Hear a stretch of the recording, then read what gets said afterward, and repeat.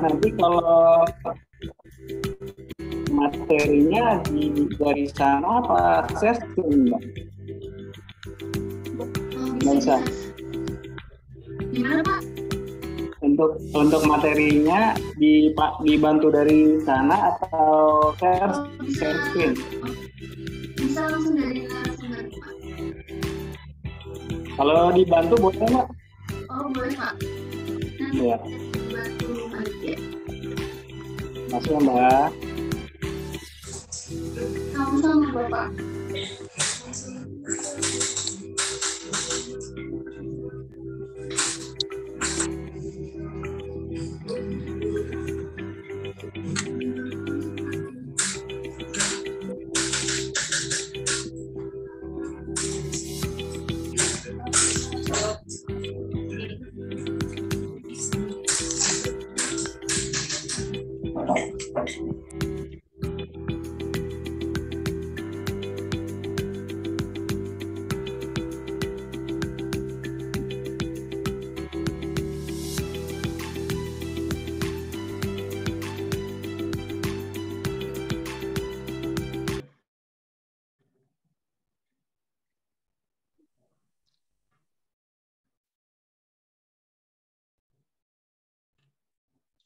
Ya, baik. Assalamualaikum warahmatullahi wabarakatuh. Salam sejahtera bagi kita semua. Shalom, Om Swastiastu, Namo Buddhaya, dan salam kebajikan. Pertama-tama saya ucapkan selamat sore dan selamat bergabung kepada yang terhormat Bapak David Nur Iman, SHMH, selaku narasumber pada hari ini. Selamat bergabung juga kepada Bapak, Ibu, peserta webinar Beranda Hukum hari ini. Serta selamat bertugas juga saya sampaikan kepada rekan-rekan panitia. Semoga acara ini dapat berjalan dengan lancar dari awal hingga akhir. Sebelum saya memulai acara pada hari ini, saya akan membacakan susunan acaranya terlebih dahulu. Dan susunan acara kita pada hari ini adalah pertama pembukaan, kedua menyanyikan lagu Indonesia Raya, ketiga penyampaian materi, keempat, diskusi dan tanya jawab, dan terakhir penutup. Tema acara kita pada hari ini adalah overview terhadap aspek hukum dan hal yang perlu diketahui pasca pengesahan UU KUHP. Baik, langsung saja kita mulai acara kita pada hari ini. Mari kita bersama-sama membuka acara ini dengan mengucapkan basmalah. Bismillahirrahmanirrahim. Masuk pada acara kedua, yakni menyanyikan lagu Indonesia Raya. Kepada panitia dipersilahkan.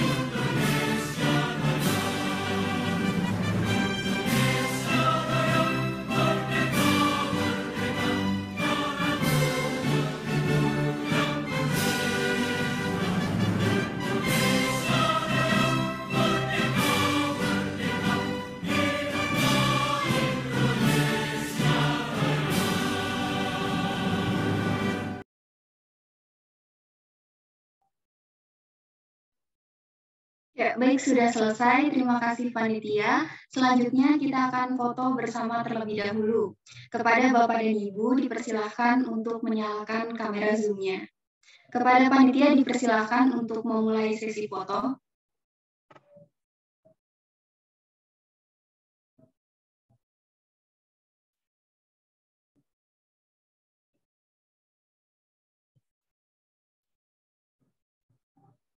Ya, baik, sudah selesai. Selanjutnya kita akan langsung masuk ke acara inti, yakni penyampaian materi yang akan dipandu oleh rekan moderator.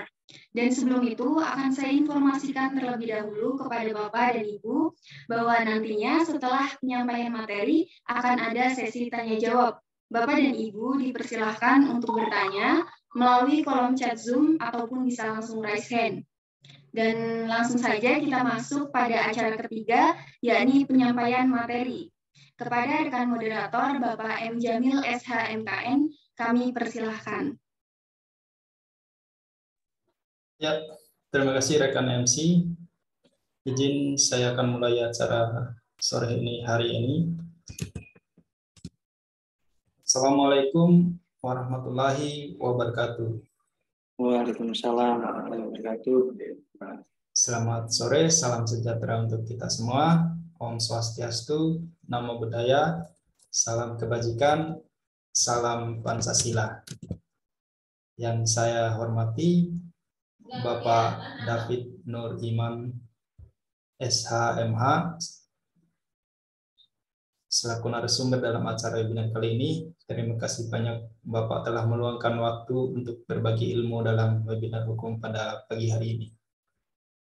Yang saya banggakan rekan-rekan panitia webinar Beranda Hukum Indonesia, yang saya hormati dan juga sangat saya banggakan tentunya Bapak, Ibu, Mas, Mbak, rekan-rekan peserta webinar hukum pada sore hari ini.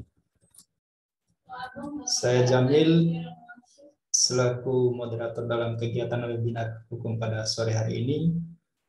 Saya ucapkan selamat datang yang pertama kalinya mungkin buat Bapak David Nur Iman di ruang webinar Beranda Hukum Indonesia. Salam hangat dari kami semua mewakili panitia dan juga seluruh peserta. Semoga kita semua, terutama Bapak, Ibu, seluruh rekan-rekan peserta webinar hukum bisa fokus menyimak acara ini sampai selesai. Webinar hukum yang diselenggarakan Beranda Hukum Indonesia hari ini, Rabu 21 Desember 2022, mengangkat tema overview terhadap aspek hukum berkaitan dengan hal yang perlu diketahui pasca pengesahan Undang-Undang KUHP. Tentunya banyak hal yang coba kita akan kupas dalam pertemuan kita pada sore hari ini. Beberapa poin penting diantaranya. Yang pertama, pemahaman terhadap aspek hukum, sejarah, dan perjalanan panjang pengesahan RUU KUHP sebagai undang-undang. Yang kedua, hal-hal yang perlu diketahui bagi masyarakat secara umum maupun profesi hukum pasca pengesahan Undang-Undang KUHP. Yang ketiga, diskusi atau studi kasus atau kompleksitas yang mungkin ditemui pasca pengesahan RUU KUHP sebagai undang-undang. Yang terakhir tentunya hal-hal yang berkaitan dengan tema hal-hal lain yang berkaitan dengan tema yang kita kupas pada kesempatan sore hari ini.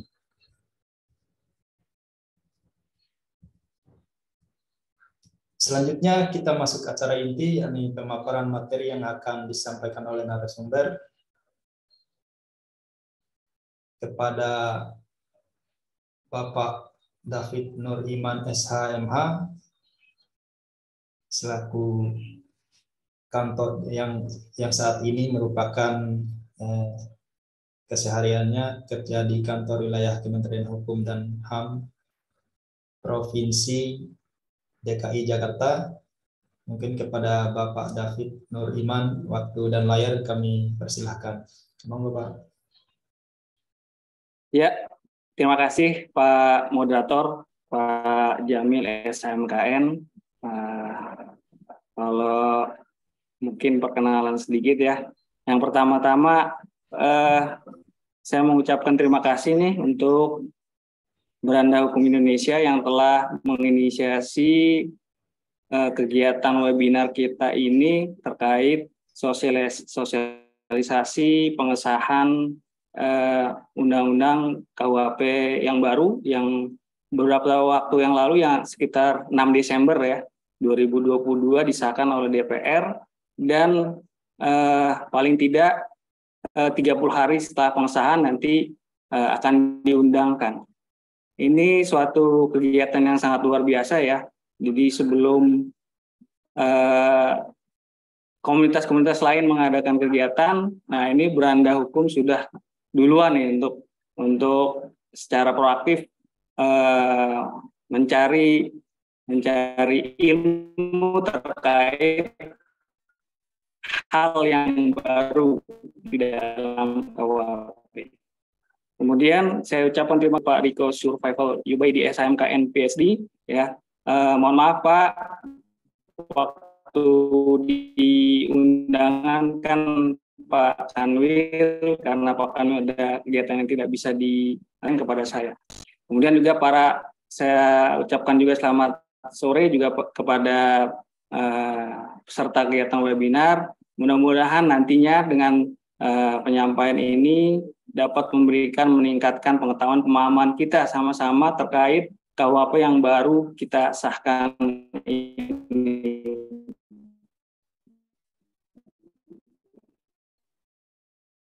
Oke. Langsung aja kita telah memiliki kitab Undang-Undang Hukum Pidana yang baru nasional yang bercirikan Pancasila dan Undang-Undang Dasar, di mana sebelumnya selama hampir 1 abad ya, 104 tahun kalau tidak salah, dari tahun 1918 pada saat kita masih dijajah Belanda, kita menggunakan KUHP yang berasal dari Belanda ya, waktu itu namanya Wetboek van Reststraf ya namanya.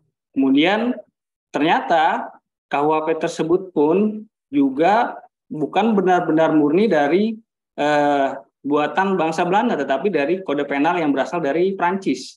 Jadi sudah cukup lama sekali undang-undang itu berlaku di Indonesia. Kemudian dengan adanya Undang-Undang 1 tahun 1946 kan terkait pidana yang bercirikan Indonesia, maka kita tetap menggunakan untuk kitab undang-undang pidana yang dari Belanda. Sampai akhirnya pada sekitar tahun 1964 masuklah draft kitab undang-undang hukum pidana nasional. Ya, berarti hampir 59 tahun yang lalu draft itu sudah masuk. Dan pada akhirnya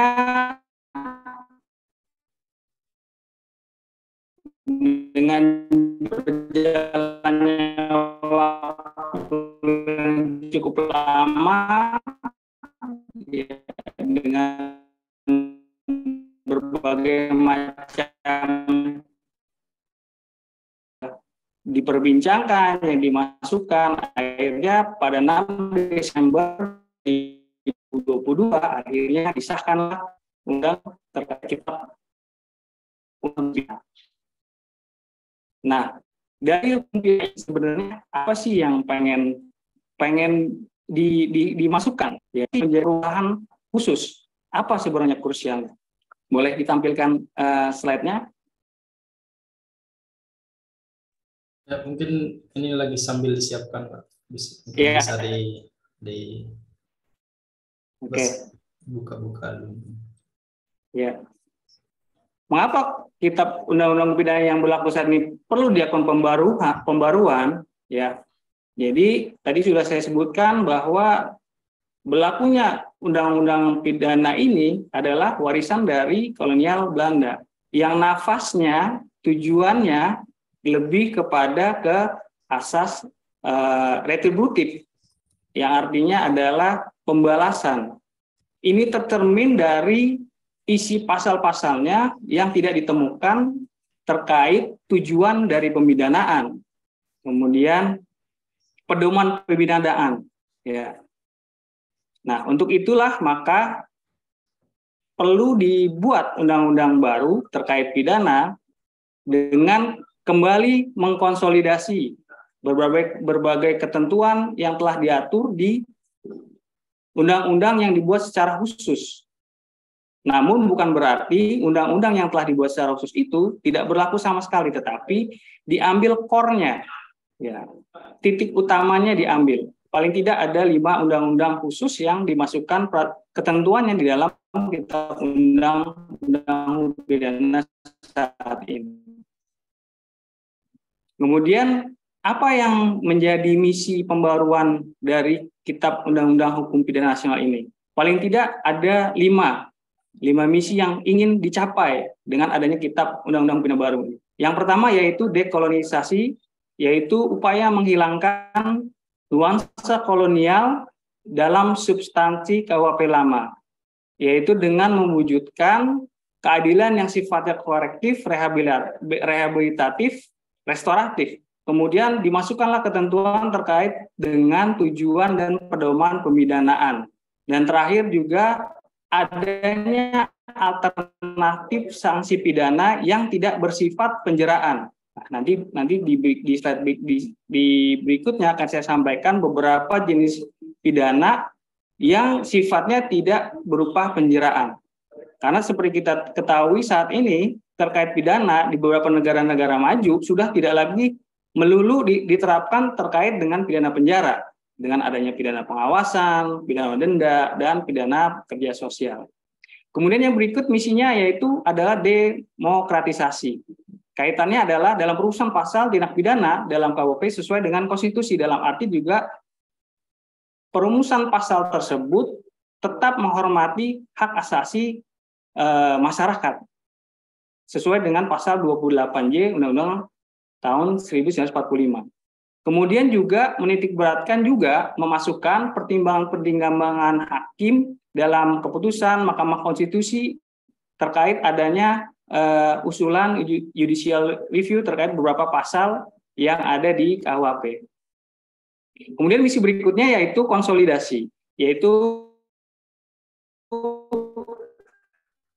menyusun kembali ketentuan-ketentuan pidana dari KUHP lama dari berbagai undang-undang. Terjadilah rekodifikasi secara terbuka dan terbatas. Kemudian selanjutnya misinya adalah harmonisasi, yaitu suatu bentuk adaptasi atau keselarasan dalam merespon perkembangan hukum terkini tanpa mengesampingkan hukum yang hidup, living law, hukum adat. Kemudian yang terakhir yaitu misinya adalah modernisasi, di mana filosofi pembahasan klasik Duff-Stafford yang berorientasi pada perbuatan semata-mata dengan filosofi integratif dan Deder-Stafford yang memperhatikan aspek perbuatan, pelaku, dan korban kejahatan. Sehingga dalam penentuan pasal-pasal kita di KUHP saat ini tidak hanya kepada perbuatan, tapi juga mempertimbangkan si pelaku, korban kejahatan. Nah, kemudian terkait berapa pasal dan berapa bab yang ada di dalam KUHP yang baru ini. Ya, bagaimana perbandingannya dengan KUHP yang lama? Ya. Dalam KUHP yang saat ini terdiri dari 37 bab, 624 pasal yang terdiri dari 2 buku, yaitu buku ke-1 tentang aturan umum dan buku kedua tentang pidananya. Jumlah pasal KUHP sedikit lebih banyak jumlahnya dari KUHP yang lama, yaitu kalau KUHP yang lama, kalau kita lihat jumlahnya adalah 569 pasal. Karena konsekuensi dari misi konsolidasi dan harmonisasi yang ada di dalam buku 1 KUHP sebagai operator sistem hukum pidana modern. Dan kemudian dalam KUHP yang baru ini juga menghilangkan perbedaan antara kejahatan dalam buku 2 dan pelanggaran dalam buku 3. Sehingga di KUHP yang baru ini hanya terdapat 2 buku, yaitu buku pertama tentang ketentuan umum dan buku kedua tentang tindak pidananya.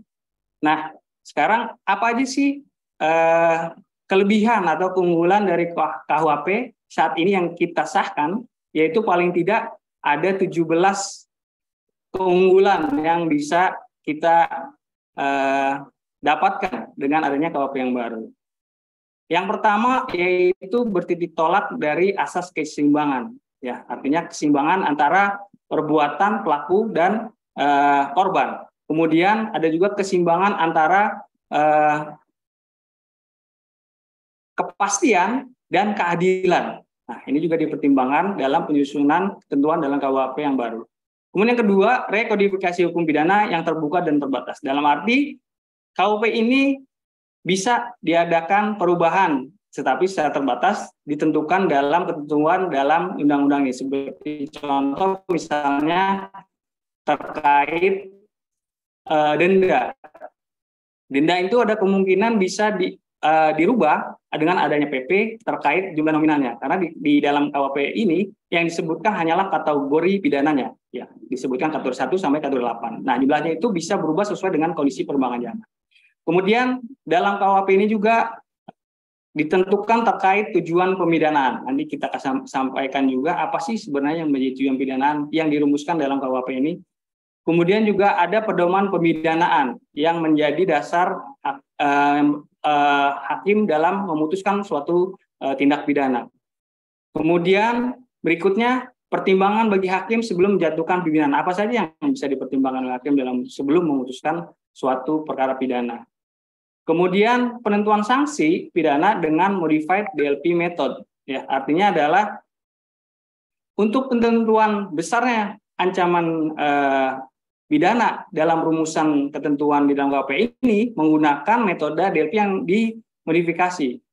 Kalau kemarin mendengar penjelasan dari tim perumus KUHP ini, yaitu Pak Prof. Edi, yaitu Wakil Menteri Hukum dan HAM, mengatakan bahwa dalam modified DLP method ini ada 7 parameter dalam menentukan besar kecilnya suatu ancaman pidana. Makin banyak masuk kategorinya, maka hukumannya makin tinggi. Itu seperti itu untuk penentuan sanksi pidana. Kemudian putusan pemaafan oleh hakim, judicial pardon. Ada ketentuan dalam KUHP pidana ini yang baru, yaitu hakim bisa meniadakan pidana atas pelaku pidana berdasarkan bahwa pidana itu adalah sangat ringan. Jadi bisa diadakan pidananya dengan alasan bahwa pidana itu sangatlah ringan. Kemudian yang berikutnya yaitu pertanggungjawaban pidana korporasi. Nah, di undang-undang yang KUHP yang lama belum ada diatur terkait pertanggungjawaban korporasi. Namun di beberapa ketentuan undang-undang khusus memang sudah ada diatur, makanya itu dikonsolidasikan, dimasukkan ke dalam KUHP pidana yang baru ini. Nanti akan kami jelaskan pada slide berikutnya. Kemudian juga ada mengutamakan pidana pokok yang lebih ringan. Nah, dalam arti apabila suatu perbuatan tindak pidana ancamannya adalah pidana alternatif, maka yang dipertimbangkan yang lebih dulu adalah pidana yang lebih ringan. Kemudian terdapat juga perluasan jenis pidana pokok. Nah, tadi yang saya sampaikan di dalam pemidanaan modern sudah tidak lagi melulu penerapan pidana adalah penjara, tetapi ada jenis pidana lain seperti pengawasan dan kerja sosial. Kemudian pembagian pidana dan tindakan ke dalam 3 kelompok. Ya, seperti kita ketahui memang di dalam undang-undang yang secara khusus memang sudah dibuat. Cuman kita konsolidasi dalam undang ini, jadi ada yang bersifat umum, anak, korporasi. Nah, ini bagaimana penerapannya nanti bisa kita jelaskan. Kemudian pembagian pidana denda menjadi 8 kategori, tadi yang saya sebutkan. Kemudian mengatur juga penjatuhan pidana mati secara bersyarat. Ya, pidana mati secara bersyarat dalam arti ada masa percobaan selama 10 tahun yang bisa dirubah menjadi pidana seumur hidup dengan syarat-syarat yang ditentukan oleh peraturan pemerintah. Selanjutnya yaitu mencegah penjatuhan pidana penjara untuk tindak pidana maksimal 5 tahun. Jadi hakim dapat memutuskan terkait tindak pidana yang ancamannya di bawah 5 tahun tidak menerapkan hukuman penjara, tapi bisa dengan denda, pengawasan maupun kerja sosial. Kemudian yang berikutnya keunggulannya mengatur alternatif pidana penjara berupa pidana denda, pidana pengawasan, dan pidana kerja sosial. Selanjutnya mengatur pemidanaan 2 jalur, yaitu berupa pidana dan tindakan. Yang dimana di KUHP sebelumnya tidak diatur seperti ini. Tapi kalau di dalam Undang-Undang Sistem Peradilan Pidana Anak ini sudah ada nih, pidana dan tindakan. Kemudian yang terakhir adalah mengatur pertanggungjawaban mutlak atau strict liability dan pertanggungjawaban pengganti vicarious liability. Nah, nanti dapat kami jelaskan di slide berikutnya. Nah, apa peran KUHP dalam mengatasi overcrowding di lembaga pemasyarakatan? Seperti kita ketahui bahwa berdasarkan data di Agustus 2002, jumlah penghuni lapas dan rutan mencapai 276.534 orang atau sekitar 209% dari total kapasitas sebanyak 132.107 orang. Dan ini belum termasuk yang ditahan di rutan Polri. Nah, begitu banyak jumlah pelaku-pelaku tindak pidana yang dimasukkan arahnya ke dalam penjara. Nah, dengan adanya KUHP pidana yang baru ini, ada model pemidanaan yang baru, sehingga tidak melulu memasukkan seorang yang melanggar tindak pidana masuk ke dalam penjara. Yang pertama, yaitu ada model putusan pemaafan oleh hakim atau judicial pardon tadi yang saya sebutkan. Kemudian alternatif sanksi selain pidana penjara, yaitu pengawasan, pidana denda, dan kerja sosial. Yang berikutnya ada yang pedoman hakim untuk tidak menjatuhkan pidana penjara bagi tindak pidana yang diancam dengan penjara di bawah 5 tahun. Jadi ada kemungkinan ke depan, nanti setelah berlakunya efektif kitab undang-undang ini, maka dimungkinkan hakim tidak selalu memutus pidana penjara untuk ancaman pidana di bawah 5 tahun. Ya. Pertanyaan selanjutnya, apakah Kitab Undang-Undang Hukum Pidana yang baru ini melakukan overkriminalisasi? Jawabannya tidak, karena buku 1 KUHP terdiri dari 103 pasal, sedangkan buku 1 kitab-kitab undang-undang yang baru 187 pasal. Kemudian buku 2 dan buku 3 KUHP terdiri dari 466 pasal, sedangkan buku 2 KUHP yang baru hanya 437 pasal. Sesudah termasuk 14 pasal tindak pidana khusus yang diambil dalam 5 undang-undang. Kemudian berikutnya bahkan beberapa pasal dalam KUHP lama didekriminalisasi seperti tukang yang lalai, kemudian sabung ayam atau jangkrik, kemudian penafsiran mimpi ramalan, dan juga menjual jimat. Itu kita hilangkan dalam kitab undang-undang hukum pidana kita yang baru. Nah, ada pertanyaan berikutnya, apakah Kitab Undang-Undang Hukum Pidana Nasional kita yang baru disahkan ini membatasi kebebasan berpendapat? Nah, penjelasannya adalah penyusunan tindak pidana dalam Undang-Undang KUHP yang baru ini sudah mengacu pada pertimbangan putusan Mahkamah Konstitusi.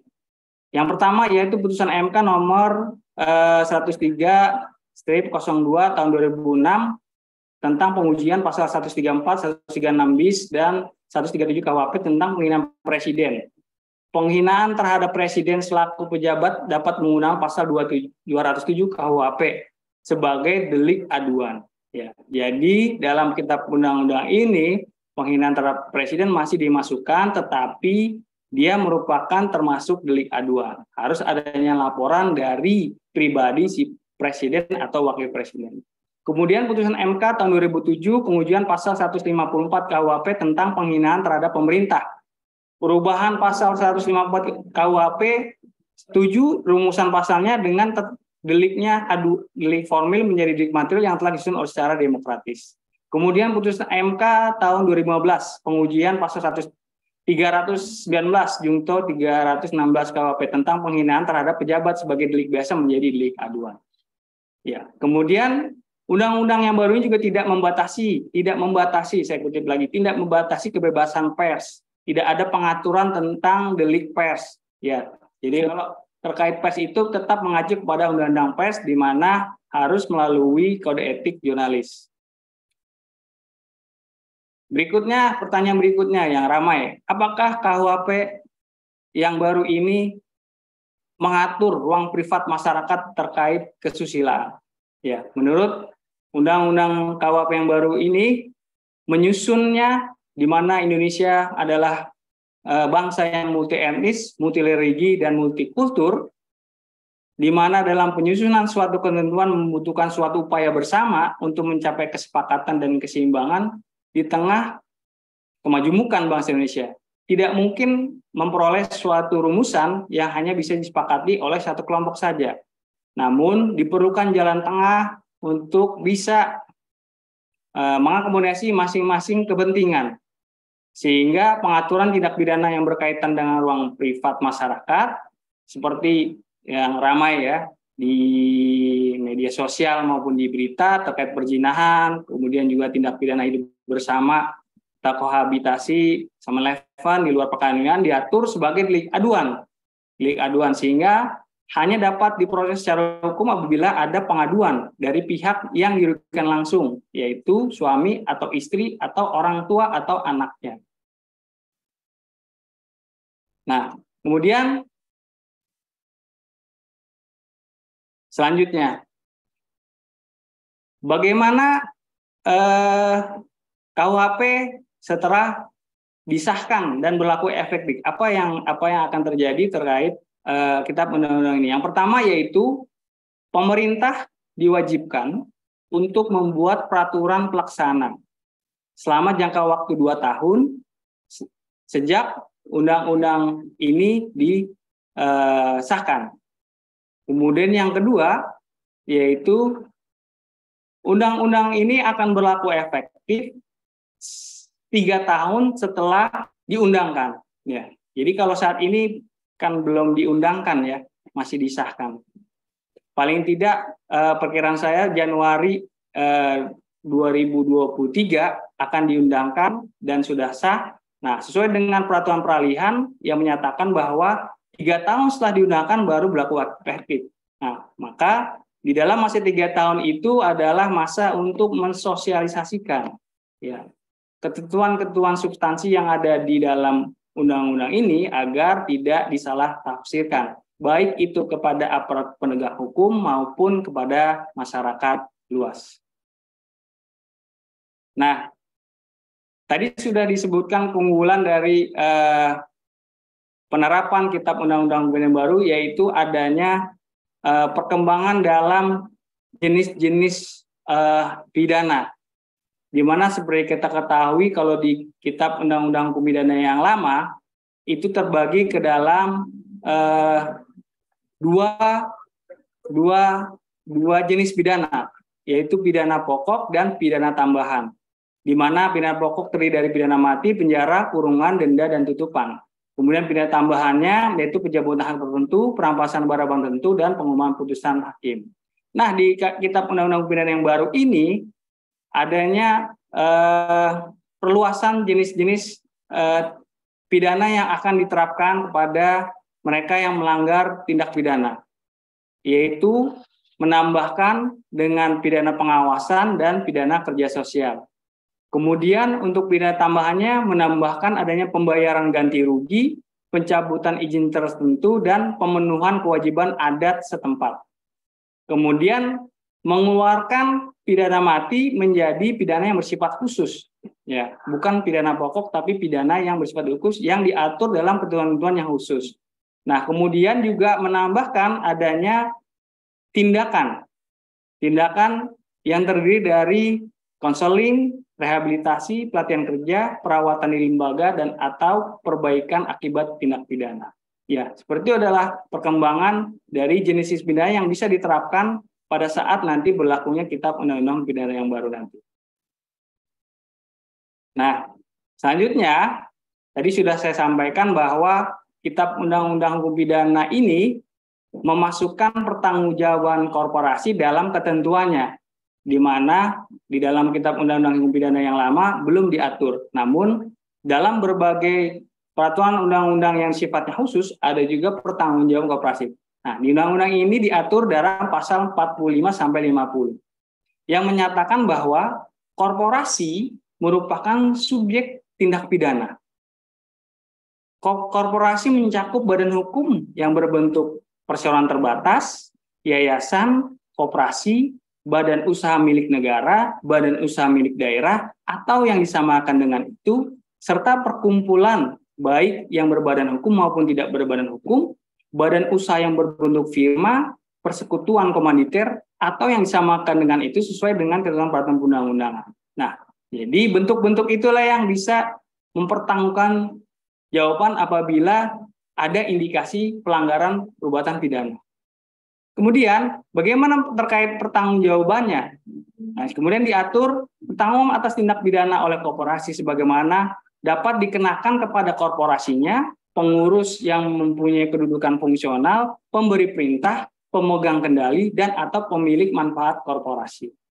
Nah, kemudian dalam kasus seperti apa korporasi itu dapat dikenakan pertanggungjawaban secara pidana. Yang pertama adalah perbuatan itu termasuk dalam lingkup usaha atau kegiatan sebagaimana ditentukan dalam anggaran dasar atau ketentuan lain yang berlaku bagi korporasi. Yang kedua, perbuatan itu menguntungkan korporasi secara melawan hukum. Yang ketiga, perbuatan ini diterima sebagai kebijakan korporasi. Yang keempat, korporasi tidak melakukan langkah-langkah yang diperlukan untuk melakukan pencegahan, mencegah dampak yang lebih besar dan memastikan kepatuhan terhadap ketentuan hukum yang berlaku guna menghindari terjadi tindak pidana. Yang terakhir, korporasi membiarkan terjadinya tindak pidana. Nah, itu terkait pertanggungjawaban korporasi yang diatur dalam ketentuan Kitab Undang-Undang Pidana yang baru. Selanjutnya, di dalam Kitab Undang-Undang Pidana yang baru juga diatur terkait pedoman penerapan pidana penjara dengan perumusan tunggal dan perumusan alternatif. Dalam pasal 57 disebutkan bahwa tindak pidana yang diancam dengan pidana pokok secara alternatif, penjatuhan pidana pokok yang lebih ringan harus lebih diutamakan. Jika hal itu dipertimbangkan telah sesuai dan dapat menunjang tercapai tujuan pidana. Jadi apabila suatu rumusan ketentuan mengatur pidananya secara alternatif, maka hakim harus lebih mengutamakan pidana pokok yang lebih ringan. Ini diatur dalam pasal 57.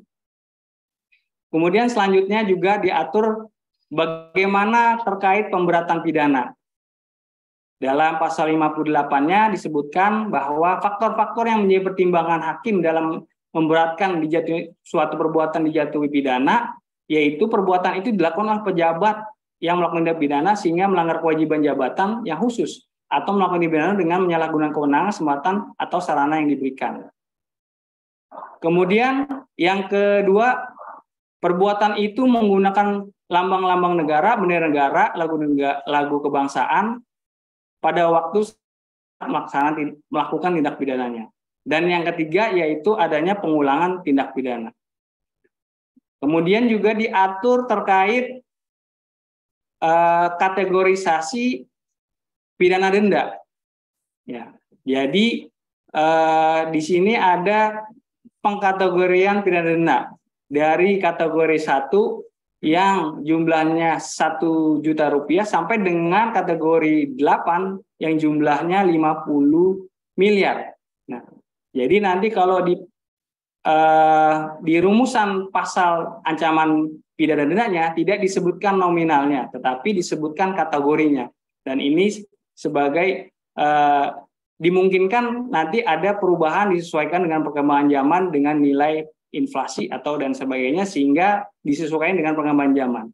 Dan perubahannya itu dapat diatur melalui peraturan pemerintah. Kemudian yang berikutnya terkait pertanggungjawaban pidana mutlak dan pertanggungjawaban pidana pengganti. Ya, tadi sudah disebutkan terkait keunggulannya, di mana ada asas pertanggungjawaban mutlak, strict liability, di mana menentukan bahwa pelaku tindak pidana telah dapat dipidana hanya karena telah dipenuhinya unsur untuk tindak pidana yang dilakukan. Ya, jadi sudah jelas dialah pelakunya, pelaku utamanya yang melakukan. Nah, yang kedua, dimungkinkan juga pertanggungjawaban pengganti atau vicarious liability, yang menunjukkan bahwa setiap orang bertanggung jawab atas perbuatan yang dilakukan oleh orang lain yang melakukan pekerjaan dan perbuatan untuknya atau dalam batas perintahnya, misalnya pimpinan perusahaan yang bertanggung jawab atas perbuatan bawahannya. Seperti itu. Nah, kemudian di dalam kitab Undang-Undang Hukum Pidana yang baru ini memasukkan rumusan terkait living law, hukum yang hidup di masyarakat. Ya. Di dalam pasal 2 dan ketentuan pasal 597. Sebagai bentuk pengakuan dan penghormatan terhadap hukum adat, delik adat yang masih hidup akan tetapi dibatasi oleh Pancasila, Undang-Undang Dasar 1945, hak asasi manusia, dan asas hukum umum. Nah, penentuan hukum adat seperti apa yang bisa diterapkan berdasarkan ketentuan pasal ini, hukum adat tersebut harus sudah dimasukkan di dalam perda di masing-masing daerah. Nah, bagaimana mekanisme masukannya ke dalam perda? Nanti di berikutnya akan dibuatkan peraturan pemerintah terkait mekanisme masukkan hukum-hukum yang hidup masyarakat ke dalam perda. Nah, ini pun sesuai dengan putusan pertimbangan putusan MK nomor 35 tahun 2012 yang menyebutkan pengukuhan dan penghapusnya masyarakat hukum adat ditetapkan dengan perda dan ketentuan lebih lanjut diatur dalam peraturan pemerintah. Menurut Mahkamah merupakan delegasi wewenang yang diatur dalam pasal 186 ayat 2 Undang-Undang 1945 yang menyatakan negara mengakui dan menghormati kesatuan masyarakat hukum adat beserta hak-hak tradisionalnya sepanjang masih hidup dan sesuai dengan perkembangan masyarakat dan prinsip negara kesatuan Republik Indonesia yang diatur dalam undang-undang. Kemudian yang ramai juga di media di dalam perumusan penjatuhan pidana mati, di mana pidana mati ini diatur di pasal 67 dan pasal 100 Kitab Undang-Undang Pidana, di mana untuk menjatuhkan pidana mati diadakan masa percobaan selama 10 tahun dengan mempertimbangkan rasa penyesalan terdakwa dan ada harapan untuk memperbaiki diri, di mana peran terdakwa dalam tindak pidana atau ada alasan yang meringankan, yang diatur pasal 100. Ini pun sudah memasukkan pertimbangan putusan MK tahun 2007 yang menyatakan bahwa perumusan, penerapan maupun pelaksanaan pidana mati dalam sistem peradilan pidana di Indonesia hendaknya dapat dijatuhkan dengan masa percobaan selama 10 tahun yang apabila terpidana berkelakuan terpuji dapat diubah menjadi pidana seumur hidup atau pidana penjara selama 20 tahun.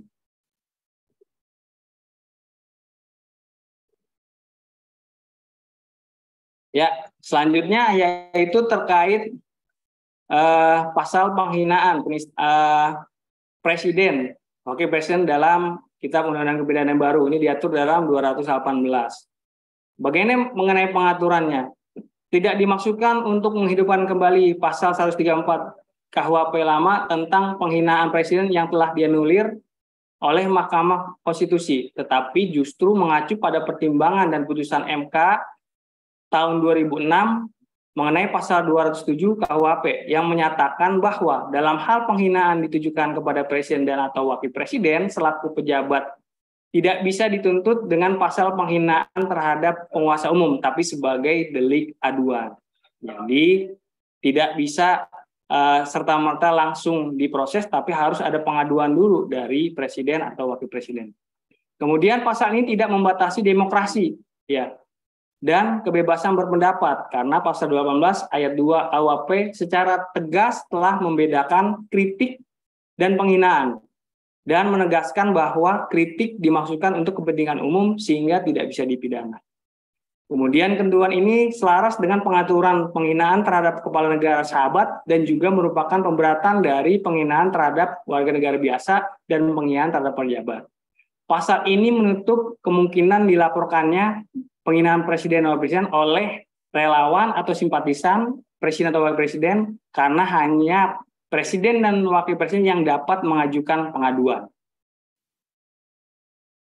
Kemudian di dalam Kitab Undang-Undang Hukum Pidana yang baru ini juga dimasukkan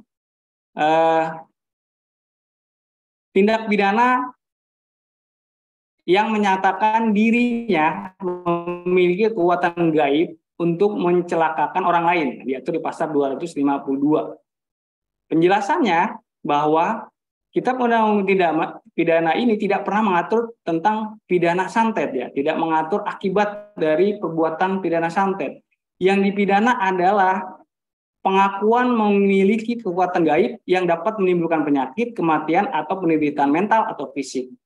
Delik ini justru mencegah timbulnya kejahatan baru berupa penipuan, pemerasan, atau timbulnya korban akibat adanya orang yang mengaku mempunyai kekuatan gaib.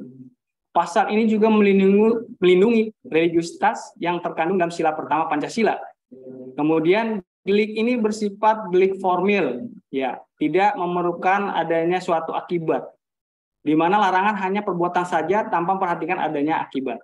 Dalam penjelasannya, pasal ini disebutkan bahwa ketentuan ini dimaksudkan untuk mencegah praktik main hakim sendiri yang dilakukan oleh warga masyarakat terhadap seseorang yang menyatakan dirinya mempunyai kekuatan gaib dan mampu melakukan perbuatan yang dapat menimbulkan penderitaan bagi orang lain, ya, menghindari eksekusi dari warga masyarakat. Yang berikutnya diatur juga yang menjadi isu-isu krusial, yaitu tindak pidana gangguan atau penyesatan proses peradilan, contempt of court, yang diatur pasal 280 Kitab Undang-Undang Hukum Pidana. Maksud pengaturan dari ketentuan ini diperlukan untuk menjaga ketertiban jalannya sidang. Selain itu, untuk mencegah dilakukannya live streaming terhadap proses persidangan tanpa izin hakim.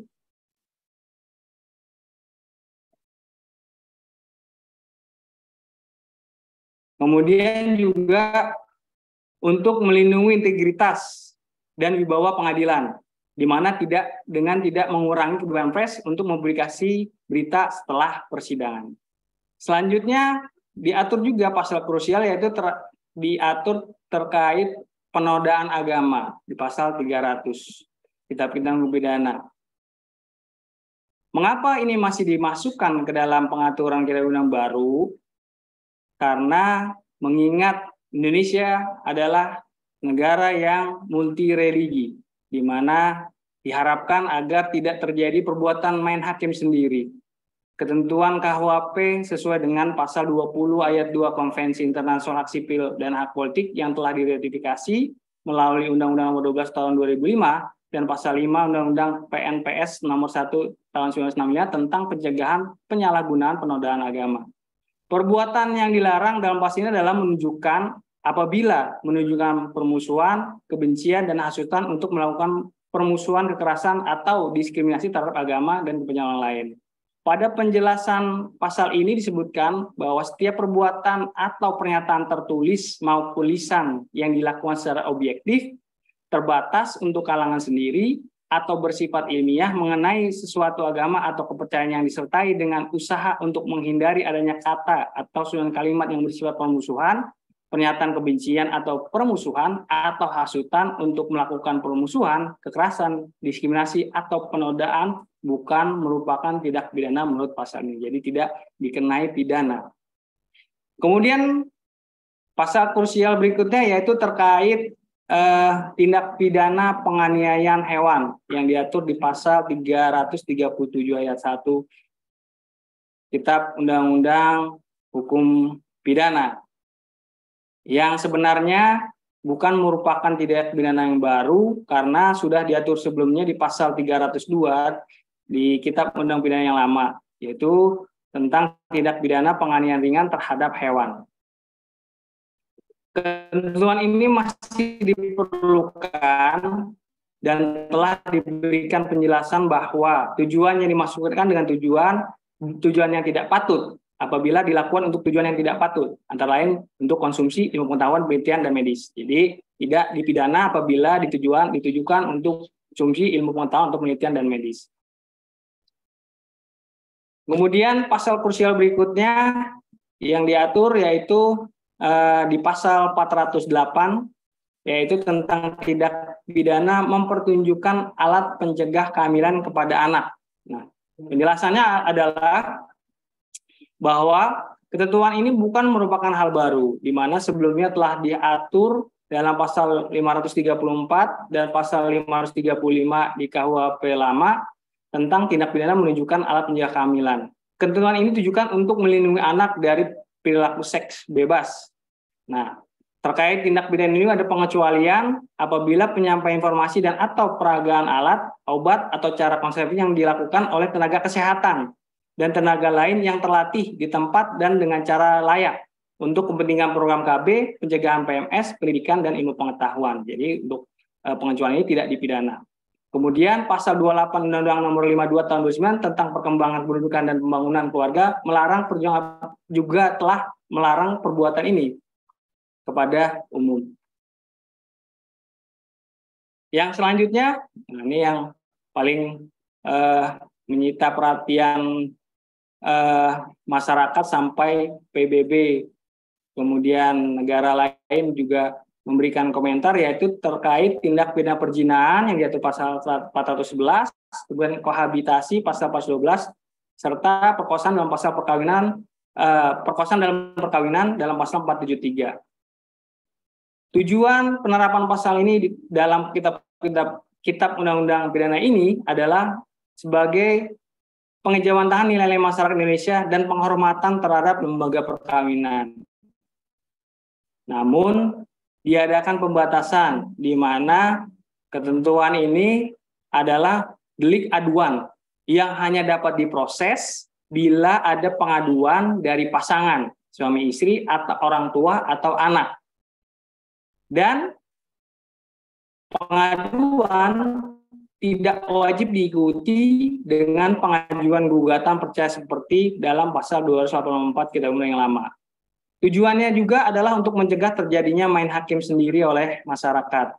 Selanjutnya, di Undang-Undang KUHP yang lama mensyaratkan adanya kepala desa dapat melakukan pengaduan. Di ketentuan ini dihapus, kemudian melengkapi pasal 473 Kitab Undang-Undang Pidana dengan marital rape, ya, perkosaan dalam perkawinan, di mana aturan ini sejalan dengan pasal 53 Undang-Undang Penghapusan Kekerasan dalam Rumah Tangga ayat 6. Ya, catatan penutup terakhir dari saya, KUHP bersifat kodifikasi terbuka, yaitu mengumpulkan generik crime dan membuka pengaturan pidana di luar KUHP, pidana administratif dan pidana khusus. KUHP tidak mengatur atau mengubah mengenai kewenangan lembaga yang telah diatur dalam undang-undang di luar KUHP, seperti KPK, BNN, dan lain-lain. Kemudian selanjutnya, KUHP baru tidak mengatur atau mengubah mengenai hukum acara khusus yang telah diatur dalam undang-undang di luar Kitab Undang-Undang KUHP yang baru. Ya, demikian pemaparan dari saya yang mungkin singkat, tapi nanti bisa kita gali lagi dengan adanya pertanyaan diskusi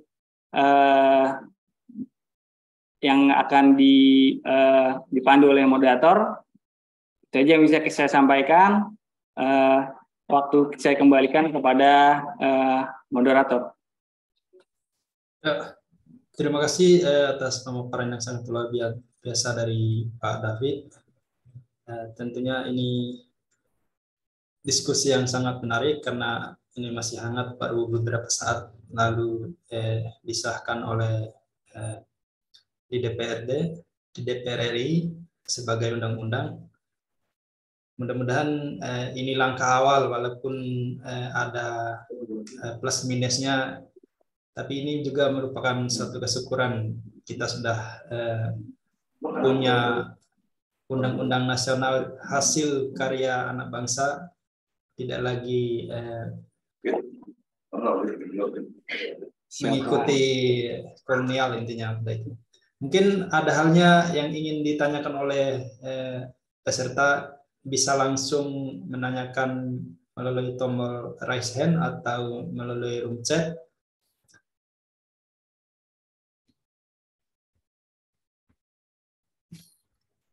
Ya mungkin ini ada Pak Hernowo. Ini kebetulan Pak Hernowo ada tampil di layar nih. Pak Hernowo bisa masih menyimak nih? Mungkin ada hal yang ingin ditanyakan.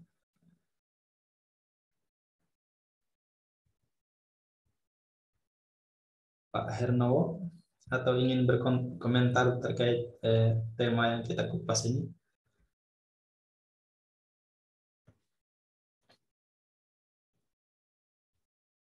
Itu dibuka anunya, Pak. Oh ya, ini sambil menunggu Pak Hernowo, ini kebetulan ada yang satu yang raise hand ini, ada dari Mbak Sylvia K. Mbak Sylvia. Izin Pak, Mas Moderator, ini saya mau colok laptop dulu. Oh ya, siap. Ini lowbat ya.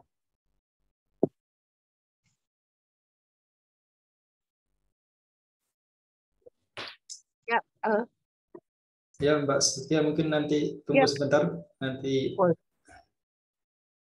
tunggu narasumber tampil kembali. Ya, mungkin kalau ada peserta yang ingin bertanya kembali juga, peserta lainnya juga ingin bertanya, bisa menyalakan tombol raise hand sambil menunggu Pak David menyalakan laptopnya. Oh, ya Mas, ini sudah dicolok kembali. Ya, mungkin Mbak atau Ibu Sylvia bisa bertanya langsung. Ya, terima kasih. Sebelumnya saya mohon izin, mohon maaf ya tidak menyalakan kamera karena lagi di perjalanan. Saya tertarik untuk menanyakan tentang pidana korporasi. Nah, kan kalau yang di KUHP yang baru disahkan itu menambahkan ketentuan mengenai pidana korporasi. Yang ingin saya tanyakan itu apakah juga diatur mengenai bentuk pemidanaannya? Karena kan kalau di berbagai peraturan perundang-undangan yang mengatur tentang pidana korporasi itu memang sebagian ada yang mengatur secara detail mengenai kapan dan bila mana korporasi itu harus bertanggung jawab. Nah, tapi ada juga yang tidak mengatur mengenai hal tersebut.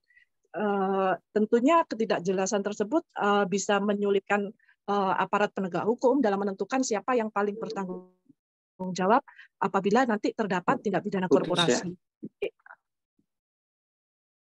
Nah, nanti yang bertanggung jawab siapa? Apakah korporasinya ataukah pengurusnya? Nah, kemudian yang kedua adalah di dalam berbagai peraturan perundang-undangan yang mengatur tentang pidana korporasi itu masih terdapat rumusan sanksi pidana yang dia tidak dapat dieksekusi dikarenakan sanksi pidananya hanya menyebutkan mengenai pidana penjara atau kurungan atau menyebutkan secara kumulatif pidana penjara dan denda.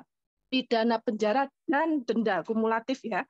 Nah, dalam konsepsi penghukuman korporasi kan merupakan fiksi hukum. Jadi nggak bisa dikenakan pemidanaan badan karena nggak punya wujud badan secara lahiriah.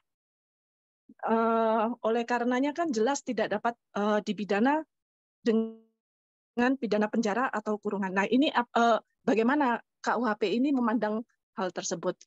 Itu saja sih dari saya. Terima kasih. Ya, terima kasih Bu Sylvia. Mungkin Pak David bisa merespon terlebih dahulu ke pertanyaan tadi.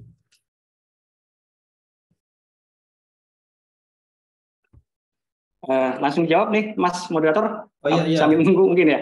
Oh iya, monggo bisa langsung. Apa masih menunggu pertanyaan apa langsung dijawab ini?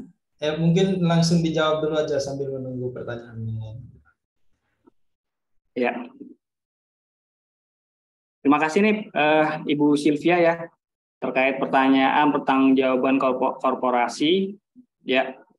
Tadi juga saya sudah sampaikan bahwa pertanggungjawaban korporasi ini sebenarnya bukan suatu hal yang baru ya. karena di berbagai ketentuan di luar KUH pidana, ketentuan Undang-Undang Pidana Khusus juga diatur tentang pertanggungjawaban korporasi. Ya, seperti di Undang-Undang Tindak Pidana Korupsi juga ada mengatur tentang pertanggungjawaban korporasi. Kemudian di Undang-Undang Lingkungan juga diatur juga tentang pertanggungjawaban korporasi. Nah, jadi terkait apa pidana yang bisa diterapkan kepada korporasi apabila terbukti, sebagaimana yang tadi sudah saya sebutkan, poin-poin apa yang menjadi dasar bahwa korporasi telah menjadi pelaku tindak pidana, ya, karena tadi disebutkan bahwa korporasi tidak mempunyai badan, ya, seperti halnya orang, ya. Jadi penerapan pidananya adalah sesuai dengan ketentuan jenis-jenis pidana yang ada, yang telah saya sebutkan perluasan jenis-jenis pidana pokok, maka untuk korporasi dapat dikenakan pidana denda dan bisa juga ditambah dengan pidana tambahan berupa pencabutan izin atau pembubaran korporasi kalau dipandang perbuatannya benar-benar melakukan perbuatan yang merugikan masyarakat. Cuma selama ini yang kita ketahui, ya, dalam kenyataan banyak perkara yang sebenarnya melibatkan korporasi, tapi yang dipidana hanyalah pengurusnya, ya, direkturnya, kemudian komisaris, ya, tapi korporasinya tidak diberikan pidana, diberikan hukuman, ya, sehingga perusahaan itu tetap saja berjalan, sistem tetap berjalan, hanya berganti setelah dipidana berganti dengan pengurus dan melakukan lagi perbuatan itu. Seperti contoh pidana lingkungan, ya, pencemaran lingkungan, contoh. Itu sebenarnya korporasi dapat mempertanggungjawabkan perbuatannya apabila memang perbuatan itu memang diketahui oleh semua pengurus, pemilik manfaat, ya, dalam korporasi itu. Korporasi dapat dikenakan pidana denda dan apabila diulangi kembali dapat diperberat dengan pencabutan izin atau pembubaran korporasi. Ya. Jadi dengan adanya ketentuan ini, maka secara legalitas bahwa korporasi dapat dimintakan pertanggungjawaban secara pidana apabila telah memenuhi unsur-unsur yang telah disebutkan tadi, melanggar suatu rumusan pidana. Tetapi untuk jenis pidananya pastilah berbeda dengan pidana orang, ya, karena korporasi adalah badan hukum, sehingga yang bisa diterapkan adalah sifatnya yang pidana denda atau pencabutan hak-hak tertentu seperti pencabutan izin tertentu atau pembubaran dari korporasi tersebut apabila dipandang perbuatan korporasi tersebut benar-benar merugikan, mengganggu ketertiban di dalam masyarakat. Seperti itu, Bu Silvi, penjelasan saya terkait pertanggungjawaban korporasi. Jadi pertanggungjawaban korporasi ini bukan suatu hal yang baru, tetapi sebelumnya sudah banyak diatur dalam undang-undang secara khusus yang di luar KUHP, seperti tindak pidana korupsi, tindak pidana lingkungan. Tetapi memang pada pelaksanaannya jarang kita temukan hakim memutus korporasi itu bersalah. Lebih banyak dipersalahkan kepada pengurusnya, komisarisnya, direkturnya, seperti itu. Seperti itu, Pak Dato. Ya, makasih atas responnya. Ya, mungkin Bu Sylvia ada respon balik terkait jawaban dari narasumber. Ya, memang tindak pidana terhadap korporasi memang sudah diatur di berbagai peraturan perundang-undangan ya. Yang saya maksudkan adalah di dalam berbagai peraturan perundang-undangan tersebut itu sebagian enggak standar. Istilahnya dia tidak sama merumuskan kapan dan bagaimana bila mana suatu korporasi itu bisa dimintai pertanggungjawaban dari berbagai peraturan perundangan. Misalnya mungkin kalau Bapak bisa cek di dalam Undang-Undang Perbankan itu malah nggak disebutkan sama sekali di situ. Ya. Kapan dan bila mana itu bisa mereka bisa bertanggung jawab. Yang jelas menyebutkan itu hanya setahu saya hanya Undang-Undang Penghapusan Tindak Pidana Perdagangan Orang dan Undang-Undang Penghapusan Tindak Pidana Pencucian Uang itu. Nah, kemudian ini terkait soal pertanggungjawaban kapan dan bila mana suatu korporasi dimintai pertanggungjawaban. Itu sih. Ya, mungkin bisa direspon kembali Pak Kadali. Nah, maka dari itu di sini di pasal 48 disebutkan bagaimana keadaan seperti apa korporasi dapat dimintai pertanggungjawaban. Tadi sudah saya sebutkan ya. Di sini coba saya bacakan. Tindak pidana oleh korporasi dapat dipertanggungjawabkan jika pertama termasuk dalam lingkup usaha atau kegiatan sebagaimana ditentukan dalam anggaran dasar atau ketentuan lain yang berlaku bagi korporasi. Kemudian kedua, menguntungkan korporasi secara melawan hukum. Ketiga, diterima sebagai kebijakan korporasi. Yang keempat, korporasi tidak melakukan langkah-langkah yang diperlukan untuk melakukan pencegahan, mencegah dampak yang lebih besar, dan memastikan kepatuhan terhadap ketentuan hukum yang berlaku dalam rangka menghindar terjadinya tindak pidana. Dan yang terakhir, korporasi membiarkan terjadinya tindak pidana. Jadi di dalam ketentuan Kitab Undang-Undang Pidana yang saat ini sudah disahkan, sudah dirumuskan keadaan seperti apa yang masuk dapat dikatakan suatu korporasi bertanggung jawab secara pidana. Ya, di dalam buku 1 Ketentuan Umum di pasal 48 disebutkan poin-poin apa yang menjadi suatu unsur pidana korporasi dapat mempertanggungjawabkan perbuatannya. Seperti itu. Kalau yang tadi itu benar Bu, di berbagai memang tidak disebutkan situasi seperti apa suatu korporasi dapat mempertanggungjawabkan perbuatannya secara pidana. Nah, di dalam ketentuan ini makanya ada hal yang baru ya dimasukkan dalam Kitab Undang-Undang Pidana sebagai pedoman. Jadi ketentuan buku 1 ini bisa digunakan oleh undang-undang di luar KUH pidana. Tadi disebut sebagai core-nya, dapat digunakan sebagai zumto-nya. Apabila salah satu dari kondisi yang saya sebutkan tadi masuk dalam perbuatan yang dilakukan oleh korporasi. Seperti itu Bu Silvi. Ya. Baik, ya. Terima kasih. Ya. Penjelasannya. Ya, terima kasih atas tanggapan dari Pak David. Ya, bila ada yang ingin ditanyakan lebih lanjut, mungkin bisa menyalakan tombol raise hand untuk seluruh peserta. Ini tadi ada satu yang raise hand lagi dari Ibu siapa? Ibu Nazra Arusda. Bu Nazra, apa masih menyimak?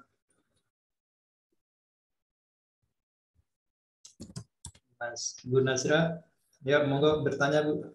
Ya sebentar. Suara saya masuk ya? Ya, terdengar Bu. Ya monggo silakan. Saya mau bertanya perihal tindak pidana sabung ayam dan penggunaan jimat ya, Mas David. Apakah itu tidak dipikirkan dua kali? Kenapa bisa dikesampingkan? Lalu apakah ada wujud lain di batang tubuh KUHP saat ini yang membela hak-hak orang kecil seperti hal tersebut? Itu saja sih. Ya, terima kasih. Ya mungkin bisa langsung Ini terus, Pak. yang mana ini? Oh, Naja harus sudah. Nggak dinyalain anunya. Oh ini. Saya tampilkan di ini nggak ditampilkan videonya jadi nggak muncul. Bu Nazra Oh iya. harus Tadi muncul. Ya ya. Soalnya nggak ditampilkan videonya jadi nggak bisa muncul.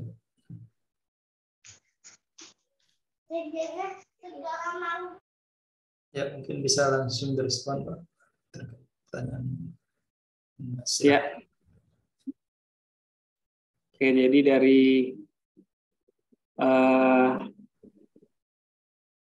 pertanyaan Mbak Nazar ya, Bu Nazra Arusida terkait pengeluaran ya, penghapusan ketentuan yang ada di dalam KUHP pidana lama dikeluarkan rumusannya dari Undang-Undang Hukum Pidana yang baru, yaitu terkait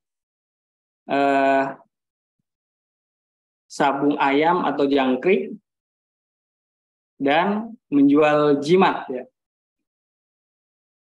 Ya memang tadi sudah saya sebutkan bahwa di dalam perumusan ketentuan ini banyak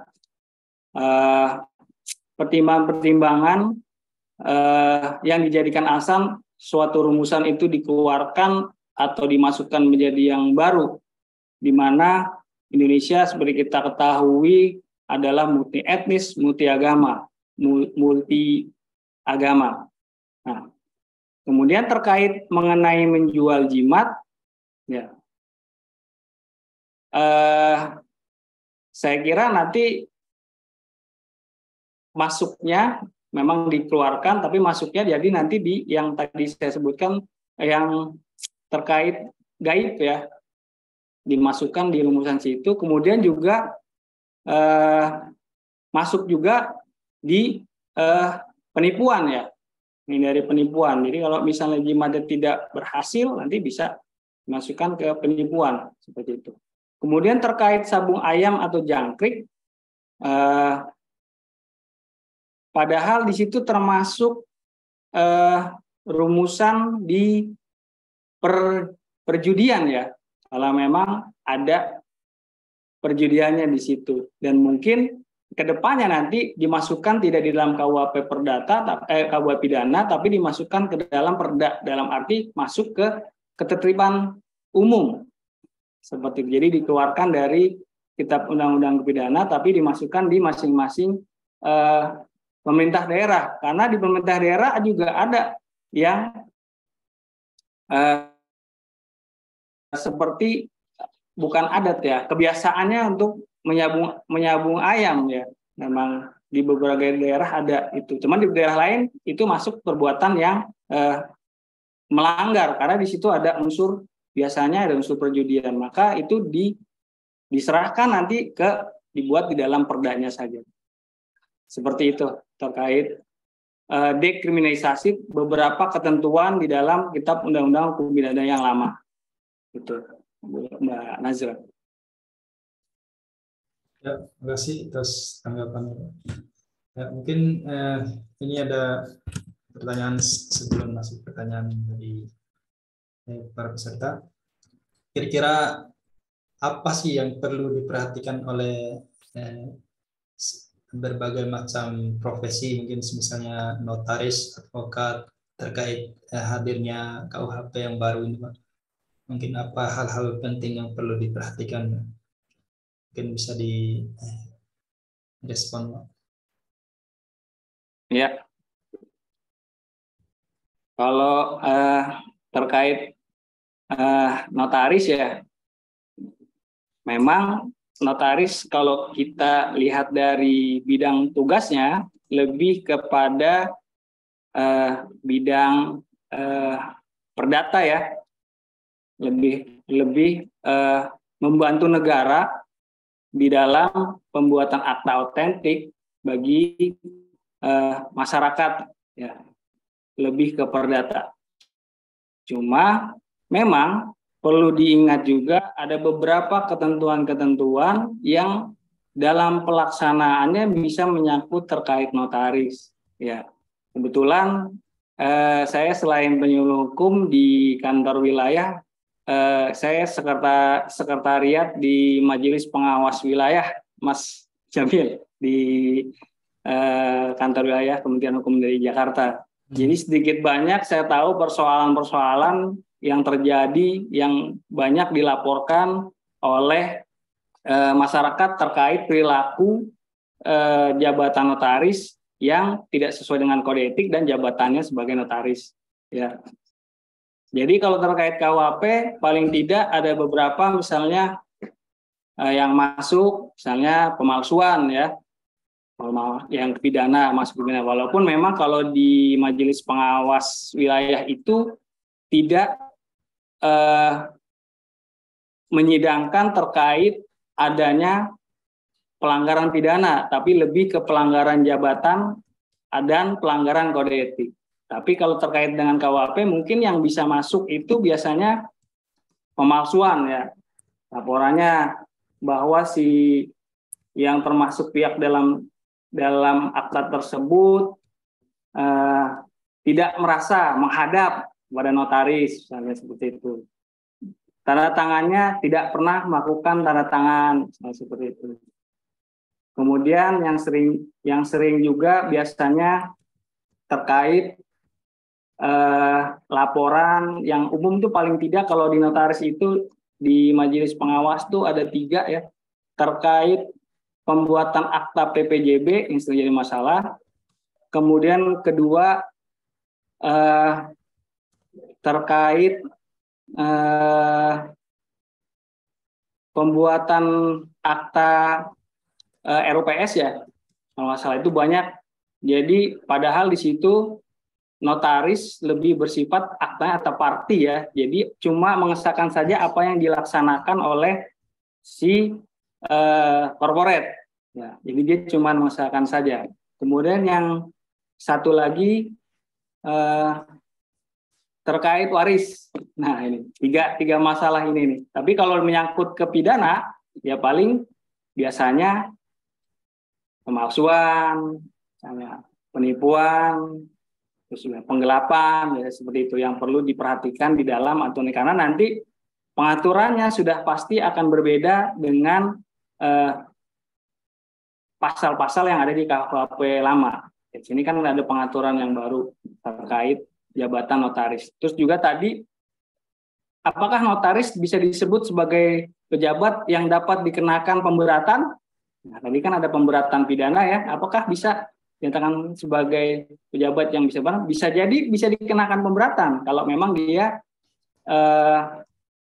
melakukan perbuatan itu secara sadar. Jadi bisa diperberat 1/3 dari ancaman hukuman yang ada di dalam Undang-Undang Hukum Pidana yang baru ini terkait notaris. Jadi memang kalau secara umum notaris itu lebih ke awalnya adalah perbuatan perdata masing-masing anggota masyarakat. Tapi dalam proses pembuatannya itu bisa jadi terdapat indikasi-indikasi yang masuk ke dalam tindak pidana. Seperti itu Mas Jamil.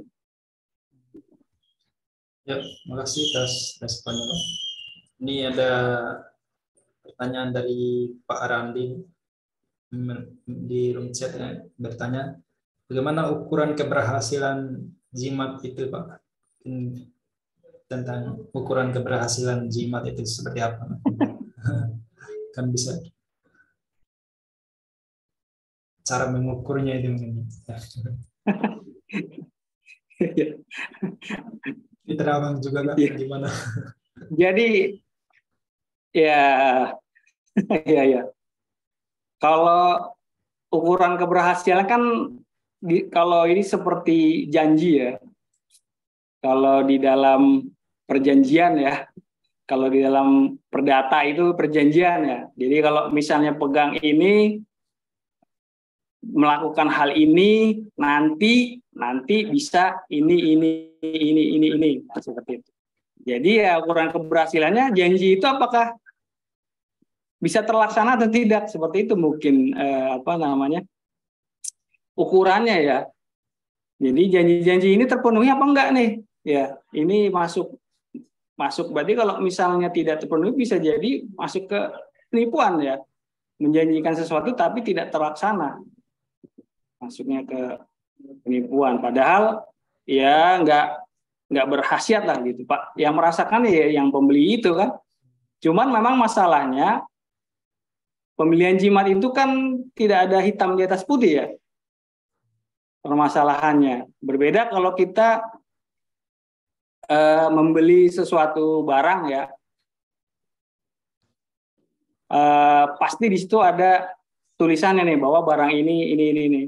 Nah, untuk penentuan keberhasilannya dari janji-janji itu apakah terlaksana apa enggak ya, kita tanyakan lagi, kita pastikan lagi gimana, apa khasiat-khasiatnya apa ini, amalan-amalannya apa. Seperti itu paling untuk menentukan keberhasilan. Tapi memang sangatlah jarang digunakan pasal ini kan. Walaupun sudah ada di zaman dulu ya, dari tahun 1918, mungkin di tahun dulu zaman kolonial sudah dipikirkan itu dulu. Ada jimat kalau misalnya ini berarti karena dulu negara barat tidak percaya adanya hal-hal yang gaib ya.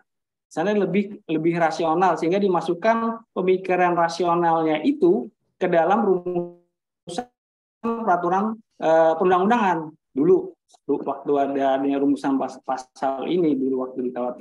Akhirnya untuk melindungi masyarakat dari penipuan makanya ada tentuan ini. Nah, kalau misalnya sekarang mungkin tidak dimasukkan lagi tapi dimasukkan ke pasal ke penipuan kemungkinan. Seperti itu. Mas Siapa Mas yang nanya tadi, Mas Yamin? Tadi yang nanya tadi Pak siapa tadi?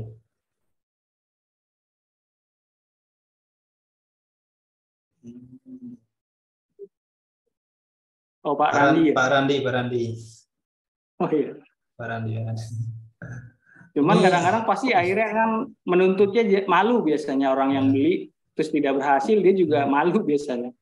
Kecuali dia sudah mengeluarkan sebanyak berapa uang yang nggak berhasil, nah itu baru biasanya dia akan melakukan tuntutan pidana, laporan ke kepolisian. Tapi biasanya kebanyakan orang-orang itu lebih karena malu sehingga tidak melaporkan perbuatan tersebut. Ya, terima kasih atas responnya. Ini ada pertanyaan dari Bu Siska. Bu Siska apa masih menyimak nih? Bisa bertanya lagi langsung kalau masih menyimak. Ini ada di room chat nih ada pertanyaan Bu Siska nih. Jika KUHP berlaku 3 tahun sejak diundangkan, maka baiknya membuat peraturan pelaksananya kapan, Pak? Mungkin bisa direspon. Berlakunya ya, Bu Siska ya. Ya.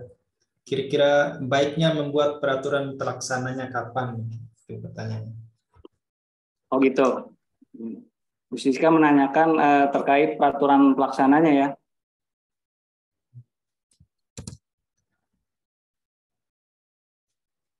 Oke, jadi di dalam Kitab Undang-Undang Hukum Pidana yang baru ini juga telah membuat ketentuan yang mewajibkan bagi pemerintah ya untuk dalam jangka waktu 2 tahun membuat peraturan pelaksanaannya ya. Jadi dalam jangka waktu, jadi ada 2 jangka waktu. Jangka waktu pertama yaitu mewajibkan kepada pemerintah untuk membuat peraturan turunan ya, peraturan pelaksana dari undang-undang ini dalam jangka waktu 2 tahun. Kemudian aturan peralihan berikutnya adalah Kitab Undang-Undang Pidana ini akan berlaku setelah jangka waktu 3 tahun setelah diundangkan resmi oleh negara, seperti itu. Seperti kita ketahui bahwa sampai saat ini belum undang-undang ini belum diundangkan ya, masih disahkan oleh posisinya, statusnya masih disahkan oleh DPR. Kalau menurut proses perundang-undangan, paling tidak 30 hari setelah disahkan oleh DPR, maka pemerintah wajib mengundangkan undang-undang ini.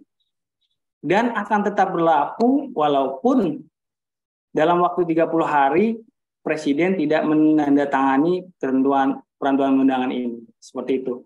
Jadi dikasih jangka waktu selama 2 tahun untuk membuat peraturan pelaksana. Jadi sudah ditentukan oleh dalam Kitab Undang-Undang Pidana ini. Sehingga dalam proses rentang waktu ini dilakukan adalah pembuatan peraturan pelaksana, kemudian sosialisasi terkait substansi dari ketentuan-ketentuan yang diatur dalam Kitab Undang-Undang Pidana ini, sehingga masyarakat, aparat penegak hukum tidak salah tafsir ya terkait substansi yang ada di dalam undang-undang yang baru ini. Seperti itu. Bu Siska ya.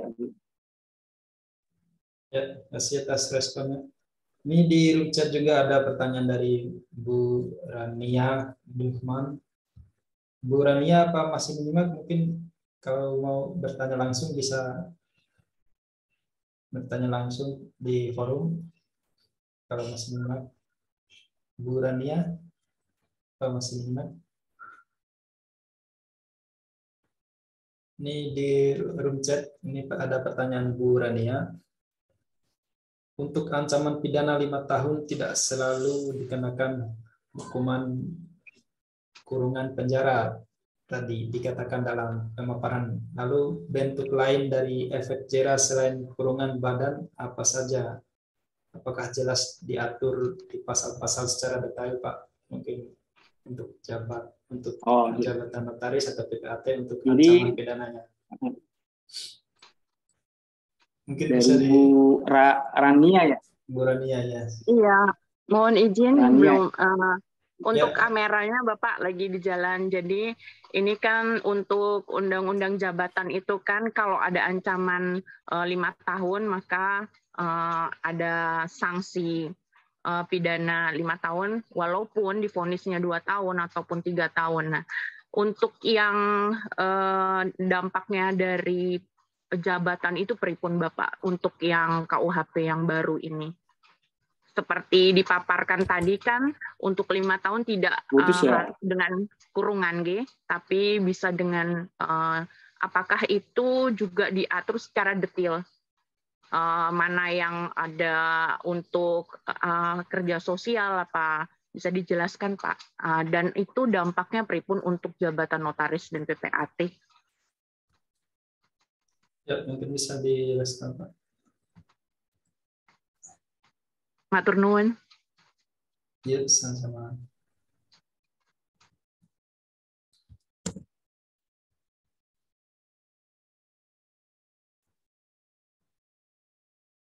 Ya, terkait ancaman pidana 5 tahun yang berkaitan dengan jabatan notaris tadi, Pak.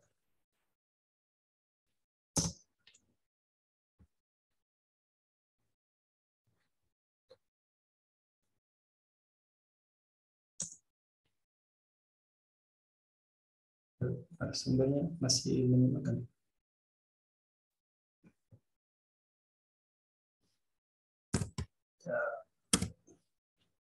Ya, mohon maaf, ini kayaknya narasumber terkendala jaringan. Kita menunggu sejenak.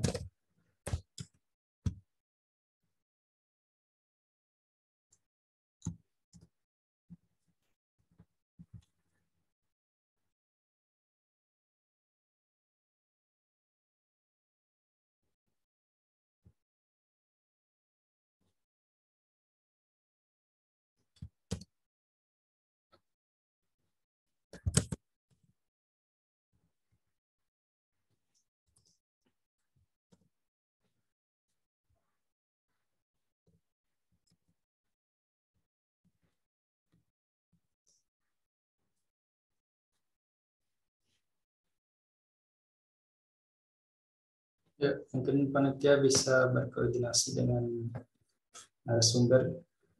Kira-kira kenapa kendalanya?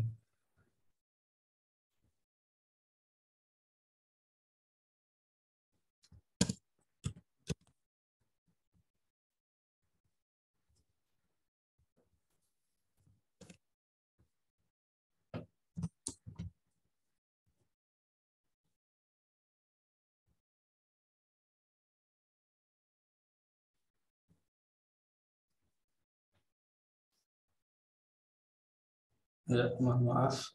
Ini kayaknya sinyal bapaknya hilang. Kita tunggu sejenak.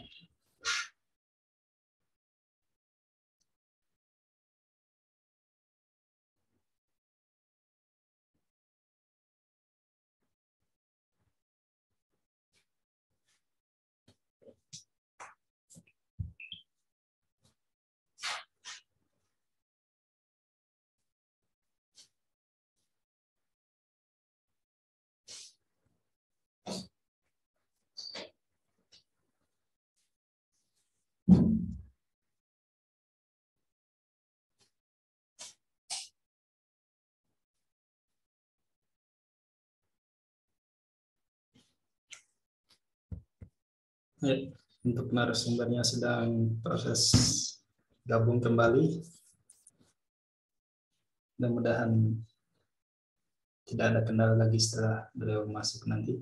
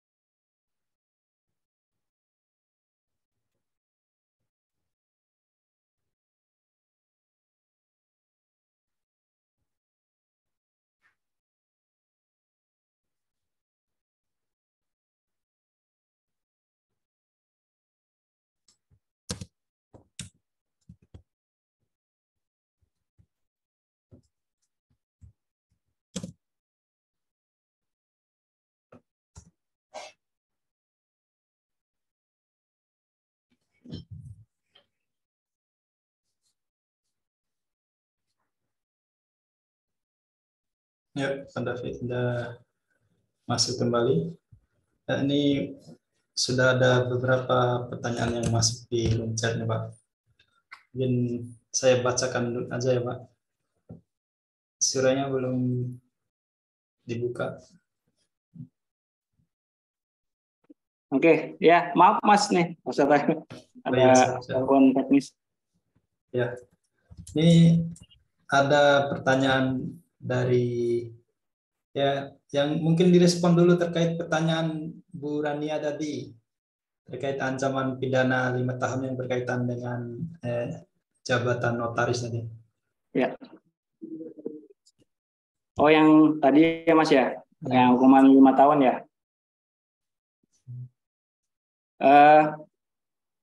Sepanjang tidak diatur di dalam Kitab Undang-Undang Hukum Pidana yang baru ini, maka ketentuan-ketentuan yang ada di luar yang diatur oleh undang-undang secara khusus, maka ketentuan tersebut masih tetap berlaku.